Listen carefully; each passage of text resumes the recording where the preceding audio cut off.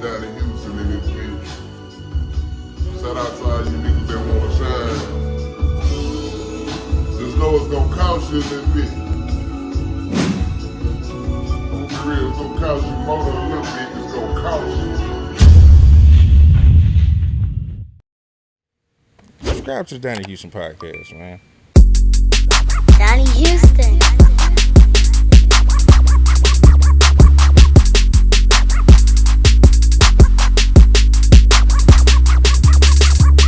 Yeah, man, it's going down. This Donnie Houston podcast. I am Donnie Houston. Check it out, man. We got a special guest today, man. Legend, man. You know what I'm saying? When it comes to just this H-Town music and just being involved with the scene, man. I see him around everybody. You know what I mean? The Botany Boyz. You know what I mean? The other guys that screwed up, Click Zero, Hawk, all these guys, man. Big Pokey. You know what I'm saying? Down with Chevis Entertainment, man. Godfather, what's going down? Yo, everything's good, man. What's happening with you, Donnie? I'm chilling, man. How you feeling, man? I appreciate you coming through, man. Oh, yeah, it's all love. Definitely. Yeah, so what's new, man? Shit, me, just living, man. You know what I'm saying? Every day's new. Because I'm living. You know what I mean? Yeah. It's out the way. I'm like a bear in the cave hibernating. Yeah. Just chilling, you know. I'm good, though. You still get down with the music, or you just kind of just chilling now? Nah, not at all, man. It's for the new generation. I let them have their lane. You know what I'm saying? Yeah. Michael Jordan ain't sitting there trying to come out there and play with. You know what I mean? You let Kobe and them do their thing. Let LeBron do his thing. You don't want to interfere. Let the young boys do their thing, man. Yeah. You know? I mean, we were just talking about that. When did you kind of start feeling like, you know, this really might not be my thing no more? You know. Well, what it is, man, you gotta understand that Father Time, you know what I'm saying? And plus the music generation is young. So, you know, you gotta appeal to the younger kids, you know what I mean? You gotta constantly recreate yourself if you wanna be there. But, I mean, you know, I've been doing this. My first tape came out in 1989. You know what I mean? We started in '89. I put my first tape out in 1989. Wait. So '89. So I was still in Pittsburgh. That's what I was gonna say. You ever heard of Sam Snead? Yeah. Well, Down with Death Row, yeah. Yeah, well, we all from the same projects. That was my first producer. No shit. We produced our first tape together in '89 before he went out there with to Bro, you just blew LA. my mind just now, man. No shit. Okay, wait. So we got to back up. Let's go back to Pittsburgh. Yeah. Just coming up in Pittsburgh. Talk about that, man. Because, I mean, other than, like, you know, Wiz is known for Pittsburgh. You know what I'm saying? Mac Miller, that's later on. But, like. Yeah, well, you know what I'm saying? Well, Wiz and them, they came at a later time. Right. And they really ain't from the streets, you know what I'm saying? So, like, by the time I heard of Wiz Khalifa, he had already blew up, but I never had heard about him in the streets, you know what I'm saying? But I'm from the heart, I'm from the streets of Pittsburgh, you know what I'm saying? And put my first tape out, I was 89 from Harrison Village Projects. Me and Sam Snead, he stayed in the building right behind me. And, you know, back in the Gap, Sam and them had a lot of money. I was young, he was a little bit older than me, but they was really getting money in the streets, you know what I mean? But you was getting down hustling and all that, like, back in the game? That's yeah, how you well, yeah, eventually, this is later in the game. You know what I'm saying? This like 89, Sam and them was getting money. I was young. I was 16 years old when we put my So you first came tape out just straight rapping. You wanted to be a rapper. Yeah, I've been rapping all my life. I've been rapping since I was in 6th grade, beating on desks, not even paying attention to my teacher, yo. You know what I mean? So just writing music, you know?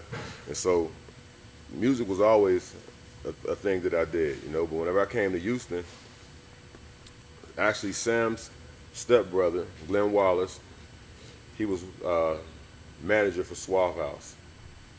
And, you know, he was working at UNI Records on Beach Nut. I was staying with him when I first got to Houston in like '93. So wait, what brings you to Houston? Man, the streets of Pittsburgh is wild. I just needed a change. I had an aunt that stayed down here. I'm just ready to get out of there, come see something different. I didn't even know I didn't even know what Houston was like. I heard of Texas, I'm thinking of cowboys and big belt buckles and horses, you know. I really ain't know where I was coming to. I just knew I had, you know, let me get away from here. I can come back up here anytime I want. Let me go see something different. When I got down here, Glenn was managing Suave House, and he was working at UNI Records right on Beach Nut. And he was with A-Ball and MJG. But I had already, like I say, I've already been putting music out. He already knew that with his brother. And when I got down here, by then I was getting money. You know what I'm saying? When I got down here, Suave House was out, and I was staying with Glenn, and I'm seeing what's going on. I'm like, yo, I need to get in, back in my thing, right? So he introduced me to Tony Draper. We had a relationship because he was the manager. And Tony Draper and them took me over to Pen and Pixels. A white lady named Terry, Sean, and them. They was in a little apartment. It was a little apartment we went into. This was nobody there besides. Back then, the only person probably was out was 8-Ball and MJG. UGK might have been out here. Well, UGK was already out. You know what I'm saying? But 8-Ball and them was independent, trying to be out. I knew about Scarface. You gonna know about rap a lot when you come to the South. That's the main people you gonna know about. But this is early 8-Ball. Yeah, this is early. Yeah. So 8-Ball and them just had Coming Out Hard out. Coming Out Hard, that was out, and they was working on Outside Looking In. But they took me over to meet with Pen and Pixels, so I can go get my artwork and stuff like that. And they was just in a little apartment building, I think it was a white lady and two white guys. And once they introduced us to them, it was like, first of all, they made us feel comfortable. Having money from the streets, you really kind of nervous about where you go place it because you don't want the IRS running up on you and all that other stuff. But whenever we met them people like made us feel comfortable. We bringing in brown bag money to them or whatever. But at the same time, she gave us a game plan. But this is with Pen and Pixel, though. Pen and Pixel. This ain't Southwest Wholesale. This ain't Southwest Wholesale. This is Pen and Pixels. This is who we spent. Like I might have spent like $1,500 to $2,000 for that portrait I paid for the picture.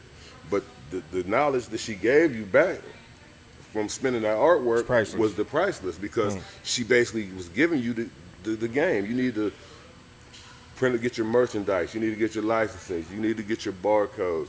You need to get your T-shirts. Your promotional items. She just lace you up all right there. And also, I'm gonna take you over here to show you how to get into a distributor to get your music distributed. So basically, I ain't say she, but Pen and Pixels introduced us to Southwest Wholesale. Oh, shit. You know what I'm saying? So Southwest Wholesale really became alive through boys in the streets going to Pen and Pixels, going to pay for artwork, but at the same time, you getting the game plan. I guarantee you Master P, I guarantee you Cash Money, I guarantee you everybody came through that same type of situation because it was the artwork people that was giving you the game and show you how to go get your barcode and everything, go get your LLC, do stuff. And they was cool with taking the brown bag money. And they was cool with taking the brown bag money. You was comfortable, you know what I'm saying? So that's who gave us big posters, you know what I'm saying? Your packaging. So once we met them, it was kind of like they showed us how to make it professional and do it the proper way. But it was like you got to take the plan and you got to work the plan yourself, though. You got to get out there and go to record stores with you know what I'm saying, with one sheets, getting the record stores to order from the distributor. You know what I'm saying? So, but this still game though. They gave us the blueprint. You know what I'm saying? So once you got the blueprint, that's where really the whole independent game, I feel like, started in the South. You know what I'm saying? Like E40 and them was out there doing it their way, but down here in Houston, Southwest Wholesale became so big. It was just like a little one-stop record shop where people would buy records from, but all of a sudden you start having people coming out like Kiki and them selling so many units that other distributors had to buy Lil Kiki and those products off Southwest because Southwest was the only people who had the product. You know what I'm saying? So therefore you got bigger distributors having to come down to this little smaller place but buy these units because people wanted this stuff. You know what I'm saying? So the independent game really became a lucrative game. But the different thing with me was I wasn't from Houston. So it took me a while to get with the Houston swing of things, you know what I'm saying, to make people feel me, you know what I'm saying, because I'm from somewhere different. But you get in with, what does your relationship go with Suave House? Is that just kind of like, that's just the main thing, like, you just get the game? Suave basically introduced me to Pen and Pixels. My cousin Glenn was working with them. I took 8-Ball and them to MJG to Pittsburgh a couple times to do some concerts, but basically that was just the introduction. You know what I'm saying? I used to be with them sometimes doing some shows or something, but I never was a part of Suave House. I was always my own independent label, you know, so I always did my own thing. So then from Suave House, then who do you start meeting around the city to start kind of getting in with? Well, my brother-in-law, he from Bay City. I had met him through my manager, Demo. and he had money. You know what I'm saying? Like I would be going to Pittsburgh, doing my thing, recording all the music. I come back. When I get back, we get together. He be putting the money. We go see Pen and Pixels, go get the mastering, go ahead, get the CDs and everything printed up, posters and artwork and all that. But I was recording, and one of the guys who worked with me was friends with Dirty Red, and they was like, man. As a matter of fact, we was over at Southwest Wholesale, and C-Note and them was over there, and I met them over there at the I hear a lot of conversations how people just linked up at Southwest, just crossing paths. Like right, this is how it was back in the day. I don't understand how the new artists be beefing with each other.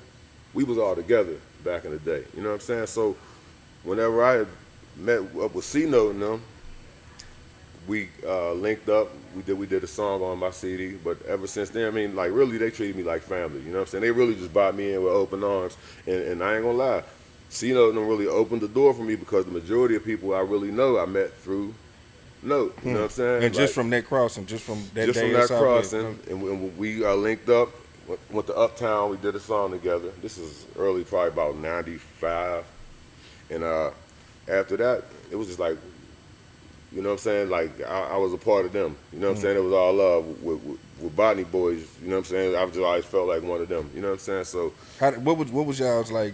What was the bond like? Y'all just hit it off? It was just. I mean, yeah, we just hit it off. They just, you know what I'm saying? It was open arms. They know I'm from out of town, but you know, I'm a real guy. You know what I'm saying? They treated me like a brother. Like, I recall, like C-Note really turned me on to a lot of people. I remember first time I know we went and did a song with Point Blank. It's a jam on Point Blank CD with me, him, Zero, and C-Note. Matter of fact, Screw was over there too at the time. So this is how you meet DJ Screw? Or you met him that's probably, no, the first time I met Screw was like around '94. I was staying off corporate, and it was a dude from New Orleans named Shaky Red, and he used to be like, man, back when I first moved to Houston, the word everybody used to say was they ag. I'm ag. and they was like, fool this, fool that. You know what I'm saying? So I'm like, and they used to be playing them Screw tapes, and I'm sitting in my apartment, you know what I'm saying? I'm like, man, these dudes wild. You know what I'm saying? I get back from Pittsburgh, them boys want to go to off of Dreyfus and go get them little brown bottles of dip. and then they dipping it, you know what I'm saying? I'm from somewhere different. So they not on the dip out in Pittsburgh. Nah, so this your first time seeing this shit. I'm like, whoa.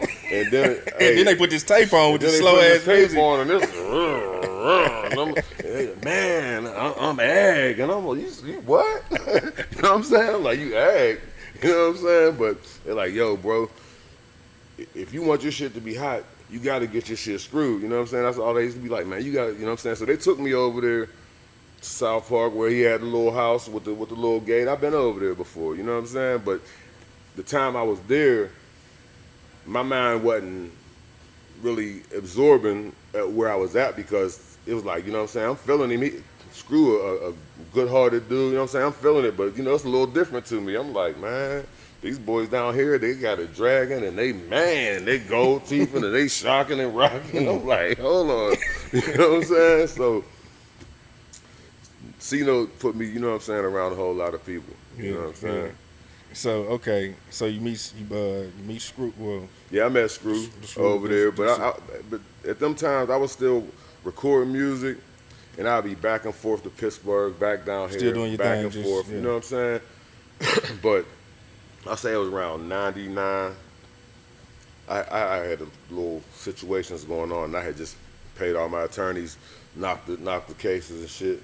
And my wife, she like, you need to just quit going back and forth up there. You need to just come stay. You know what I'm saying? Quit running back and forth to Pittsburgh. And I'm like, and my brother-in-law had a situation. He got jammed up by the feds, so he had just left. And so I get back. And I had went to, and I recall, C-Note used to always take me over to Tim's barbershop. So I'm like, man, I need to get back down here and go connect. That's a lot of time we'd see Screw over there. So I go over there to Tim's barbershop, and I run into Hawk that day. Never forget, Hawk had his Lexus, and we sitting there, we chopping it up, and I had a tape CD I was about to put out, and I was letting him hear it, and he's like, man, I ain't gonna lie, Godfather, you jamming, bro. He said, man, I just thought you was still out of town somewhere. I used to hear you on C-Note and stuff, but I didn't know you was down here. So he like, man, we need to hook up, do some music.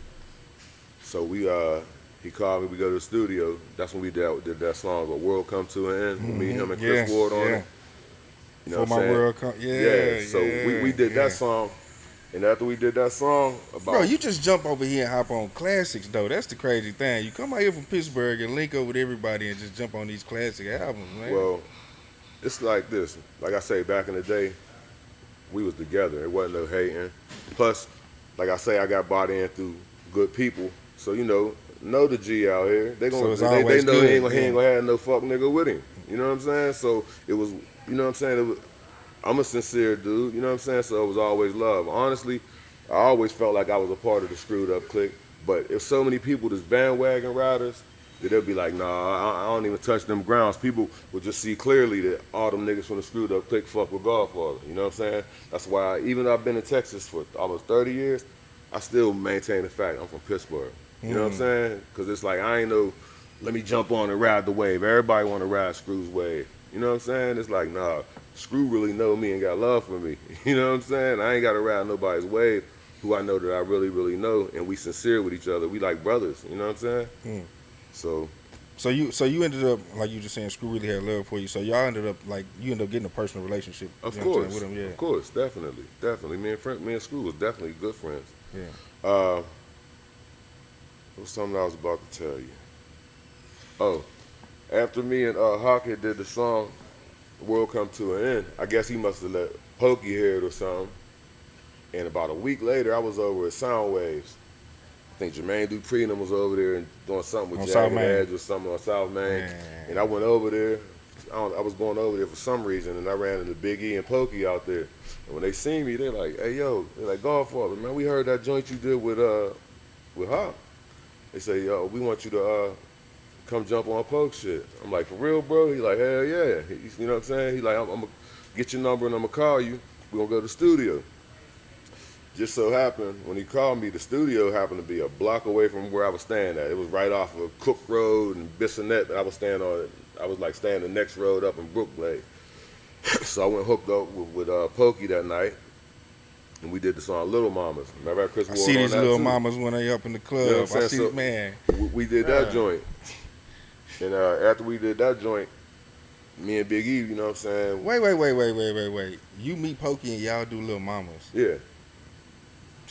No shit. Yeah, whenever we went to the studio, about a week after I did the joint with Hop, and me and Pokey get together, we went and did the Little Mamas jam. You jump on Underhawks Wings, then you do Dope Game 2000. Right.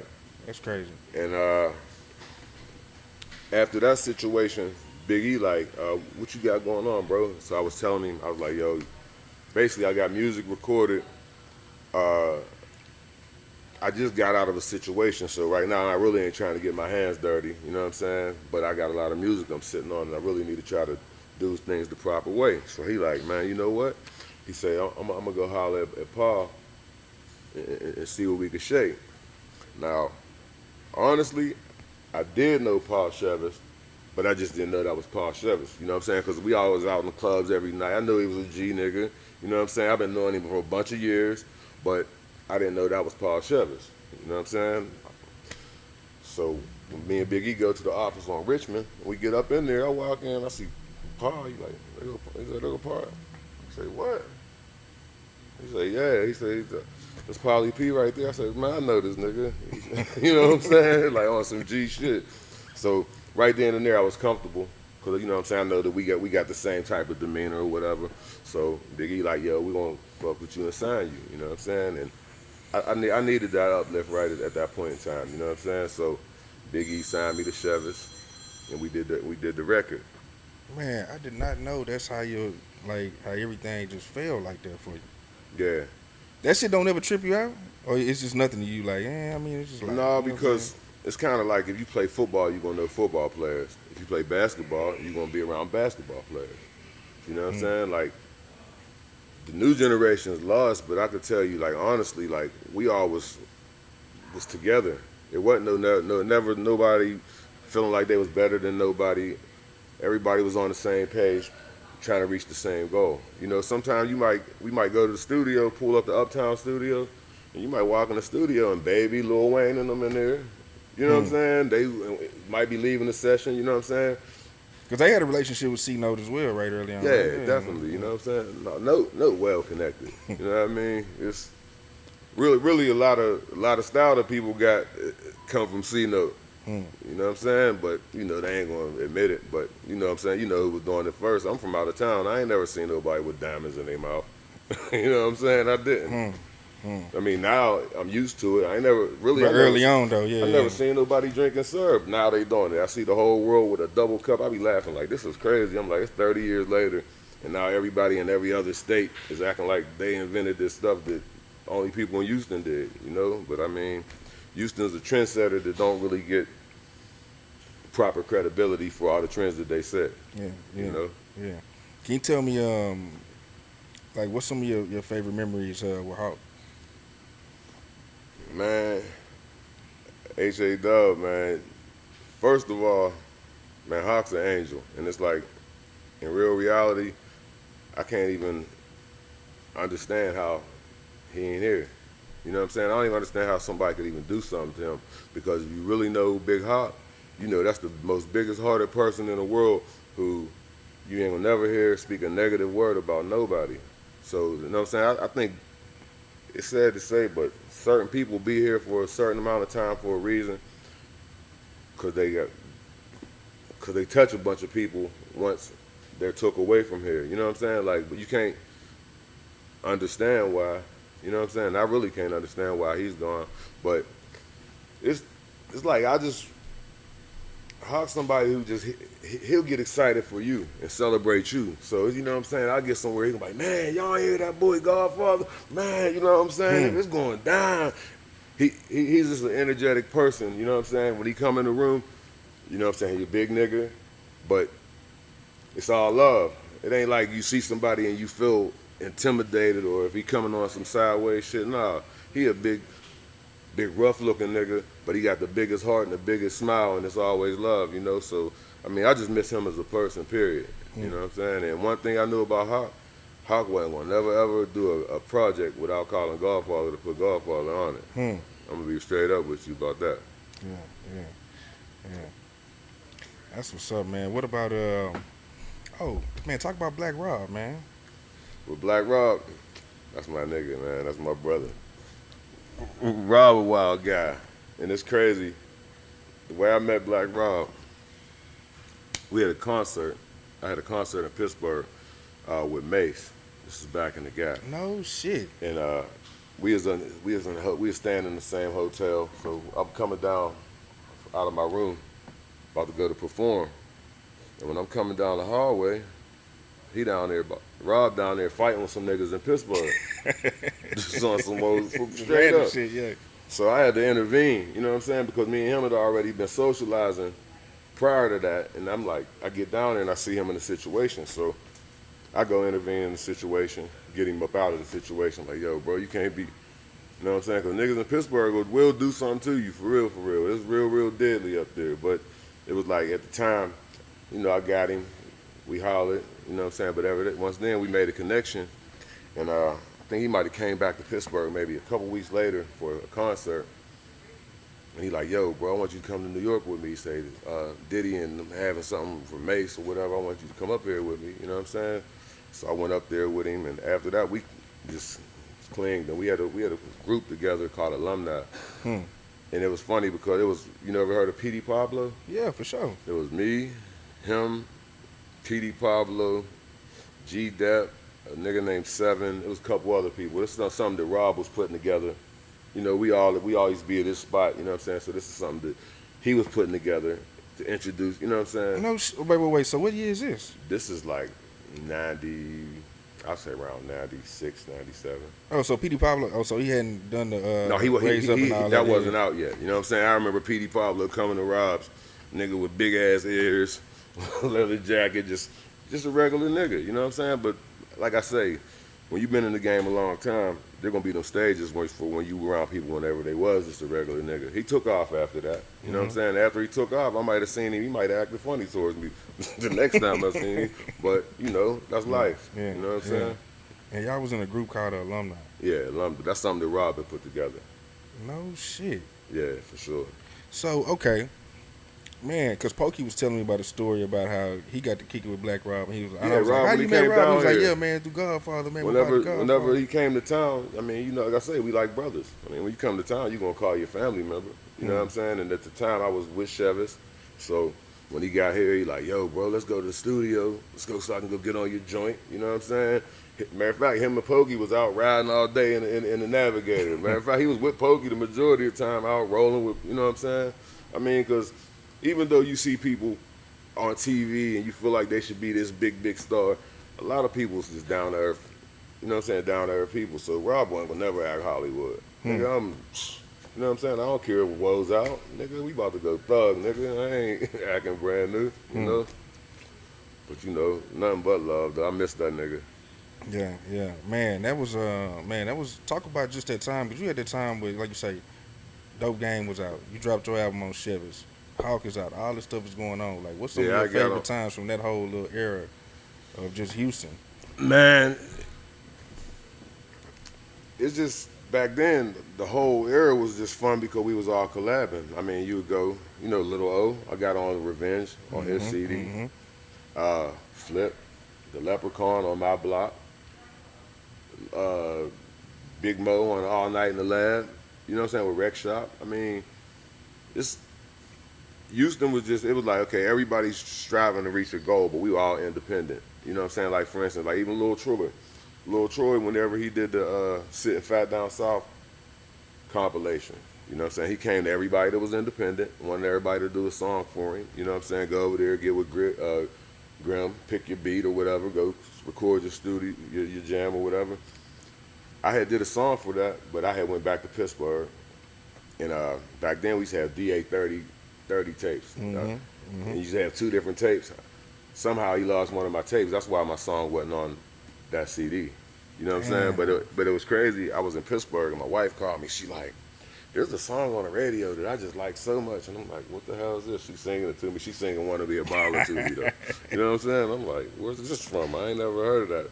Next thing you know, I get back, it's Lil Troy. I mean, even though he ain't on the song, but it was from the compilation that he put together.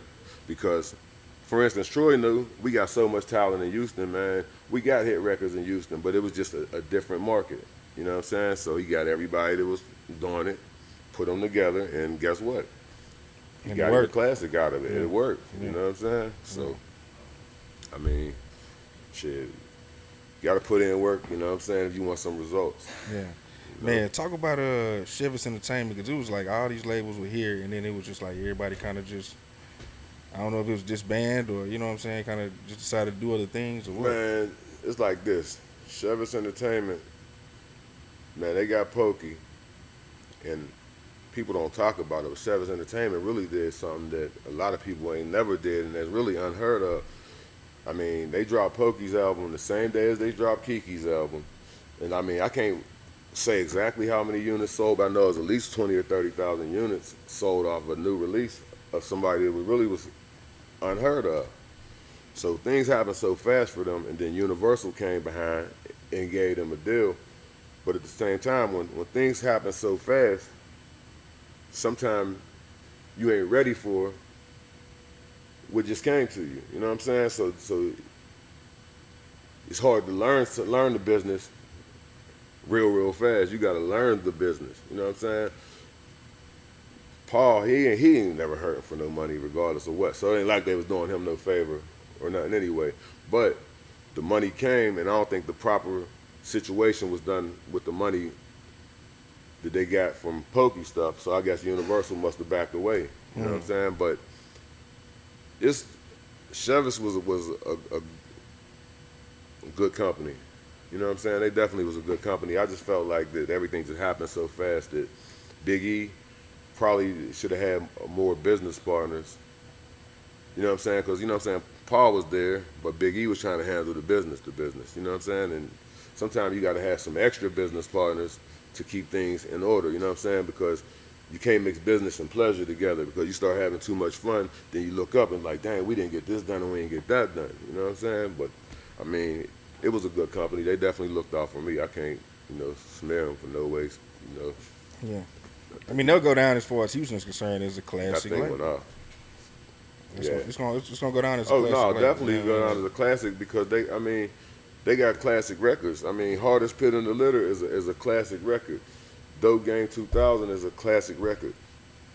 Honestly, things happen in a crazy way, but the year that I was about to come out with my record I did with Chevis was the year whenever we get a call from Southwest Wholesale saying, hey, y'all need to come over to the warehouse and pick up all y'all's product.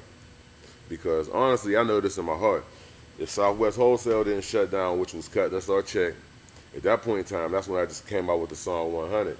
If we had have promoted that properly and moved properly, we'd have moved enough units to where we'd have ate real good. But it was just the fact that that's whenever it was transitioning time. You know what I'm saying? They say, come over here to the warehouse and pick up your product. So they go over there. You might pick up 20,000 pieces of Pokey, maybe 5 to 10,000 pieces of Godfather, and now you just got a bunch of product, hard copies that you got to go get rid of. So your mind ain't thinking, your mind thinking, I got to at least go sell the stuff and get my money back. But we wasn't prepared for the next wave of what was coming. Like the new wave, the internet, none of that was here. But I'm pretty sure Southwest knew that. That's why they went on ahead, filed for bankrupt, told everybody come and get their stuff and went out the back door. You know what I'm saying? Because, I mean, there was boys making real money. Like South Park Mexican was making real money. Lil Flip was making real money. You know what I'm saying? Big Mo. Well, I mean, you move 100,000 units. I mean, independently, 90 days, 90 days, them checks is looking right. You know what I'm saying? So that's why, like I say, that's why I don't understand the streaming game. It's like, it's kind of weird to me because, I mean, for our CDs, we might go drop off. I'm going to just give you a small number to make you understand it. We might go jump off 1,000 CDs, and for that 1,000 CDs, you might have got back $6,000. So you should do the math on that. So now you see streams and you're getting pennies, and you're like, but like I say, the new artists, they got all this money by their ears and all that, so they must be streaming a whole lot. Yeah. You know what I'm saying? But I'm old law. I don't understand it. I know about getting on the road. Like I say, we did it the hard way. We got on the road. All we had was a map. Might put a thumbtack in a map or something, say, and got a marker and say we got to hit every territory in the whole United States. We got to go to the record stores. We got to go to the radio stations. You know what I'm saying? We got to find out the clubs. We got to meet connects. You know what I'm saying? Hand and foot, move around with the whole world without no GPS. You know what I'm saying? And really go hand to hand. But how far were y'all going when y'all were doing all that? Well, me, I'm from Pittsburgh, so shit, I'm riding the whole map. Like, I mean, honestly, whenever back in the day, I remember sometime when I used to be getting back in Houston, that some of my partners would be like, man, you be going over there on the north side and all that. I'm like, bro, this is all Houston. You know what I'm saying? It ain't no north side, south side. This is all Houston. I'm going everywhere in Houston. I'm going everywhere. I mean, like I said, we're going to take the whole map, and we're going to go hand in hand. And, you know what I'm saying? You're going to get better results out of it, too. Like, right now, the whole internet market is flooded with 1 billion different artists, right? And everybody's trying to get heard through the internet. If it be one artist that think outside the box, say, guess what I'm about to do? I'm about to go old school on them. I'm about to go ahead and get me some merchandise printed up and hit the road and go hand in hand and pop up in people's hood and meet them. They're gonna get big results because a person that you actually meet, you know what I'm saying? They're gonna be like, oh, yo, he came to my hood before. You know what I'm saying? Like sometimes I might be in Austin, or wherever, just pull up in they projects or whatever, jump out with some CDs or something. And niggas be like, man, that look like that nigga Godfather. But then somebody hear my voice, I say what's up to them. They're like, man, that is that nigga right there. You know what I'm saying? They're like, what you doing over here, bro? You ain't scared? What you mean you scared, bro? I'm from the streets. And plus, I came to come connect with you. I ain't come to, you know what I'm saying? I ain't coming out here to trip with you. Yeah. Right. So, but then once you meet them, you know what I'm saying? It's going to be all love. And then after you leave, it's like. It's a lasting impression, yeah. It's a lasting impression. Now you got love down there. Now when you go back, you can call them and they showing love and they turning you on to other people. You know what I'm saying? So you really got to get out and meet people hand in hand. You know what I'm saying? Yeah. If you really want to make it happen. I mean, I don't understand. Like, everybody's getting too relaxed. And another thing, it's like, Houston used to have their own style, their own culture. I really wish it would come back to where it had a feel. You know what I'm saying? See, I always attribute that to the internet, bro, because it's like, before the internet, you was only exposed to what you was around. Right. You know what I'm saying? So it was easy to have your own thing. Now it's like, well, shit, I can go get Balenciagas because everybody went. I can go do this. I can go. There's too many people being followers. Like whatever. That's what I liked about Houston. Houston was original. You know what I'm saying? So it's like you can't get a Houston sound unless you go to the Houston producers. You know what I'm saying? Harvey Love, Solo. You know what I'm saying? Different people like that. Swift. You got to have a Houston sound.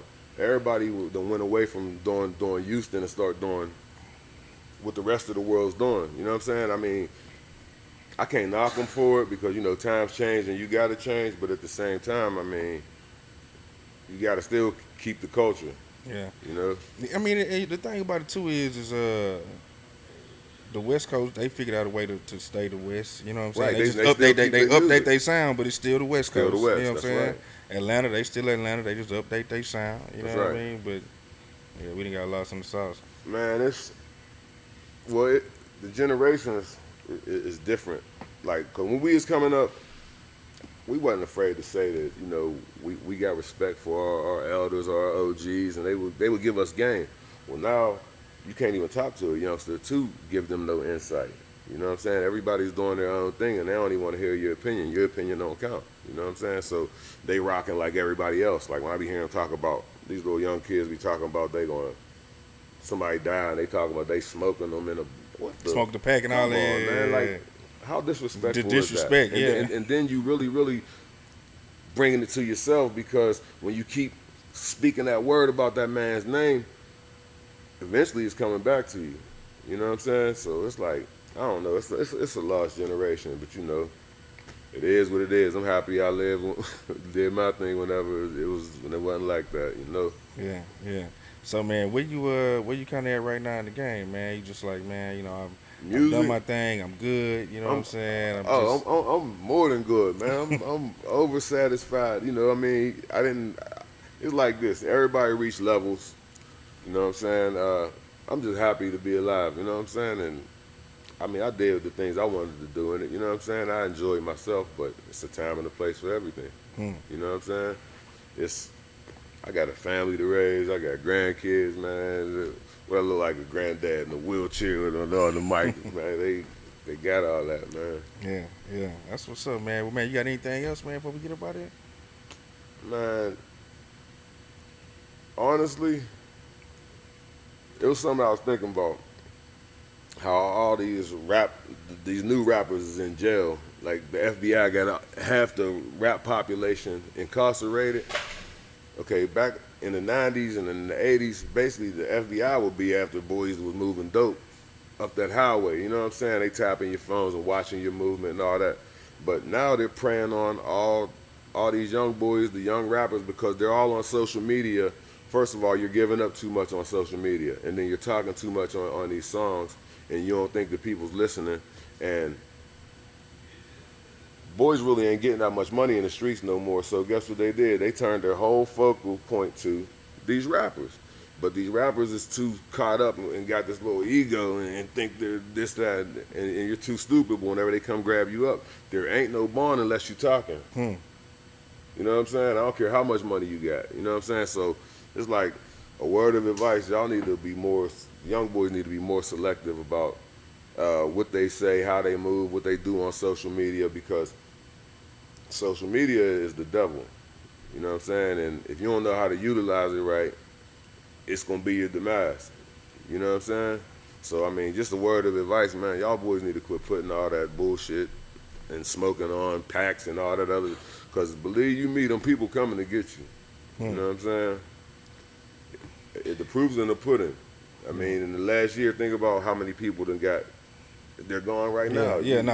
Boys getting up out of here. And you ain't getting no bond unless you snitching. So whoever get out, they talking. That's that. That's some real shit, man.